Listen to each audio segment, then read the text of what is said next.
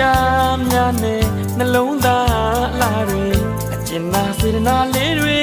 မေတ္တာပွားပွားစို့လေမင်္ဂလာရှိသော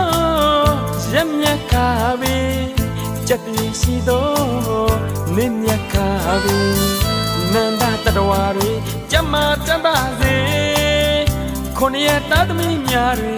ဘေးရန်ခတ်သိမ်းတင်းငြိမ်ကြပါစေစိတ်ပဝင်နှလုံးရှင်ပြုံးအေးချမ်းကြပါစေ